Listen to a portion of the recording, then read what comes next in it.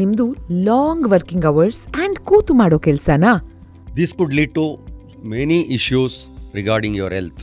ತುಂಬ ಹೊತ್ತು ಕೂತ್ಕೊಳ್ಳೋದ್ರಿಂದ ಏನಾಗುತ್ತೆ, ಬಾಡಿ ಸರ್ಕ್ಯುಲೇಷನ್ ಹ್ಯಾಂಪರ್ ಆಗುತ್ತೆ, ಸ್ಟ್ರೆಸ್ ಲೆವೆಲ್ಸ್ ಜಾಸ್ತಿ ಆಗುತ್ತೆ, ಏನೋ ರೆಕ್ಟಲ್ ಪ್ರೆಷರ್ಸ್ ಹೆಚ್ಚಾಗುತ್ತೆ.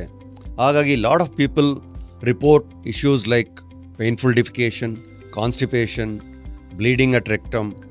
If you are sitting for long hours, please do take a break, avoid your stress levels, hydrate yourself well. ಹೆಚ್ಚಾಗಿ ನೀರು ಕುಡಿಯೋದ್ರಿಂದ ಭಾಳಷ್ಟು ಕಾಯಿಲೆಗಳು ತಡೆಗಟ್ಟುತ್ತೆ. Increase your fiber or vegetable and fruit intake in your diet. These are all things which can prevent developing fissure, piles and other related diseases.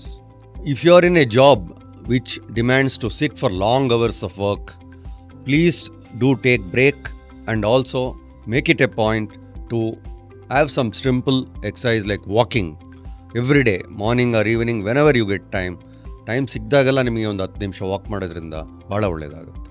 At least after every meal you make it a habit to walk for about 5 to 10 minutes, either morning, afternoon, night. Time ಸಿಕ್ಕಿದಾಗೆಲ್ಲ ಊಟದ ನಂತರ ಸ್ವಲ್ಪ walk ಮಾಡೋದು ಭಾಳ ಒಳ್ಳೆಯದು.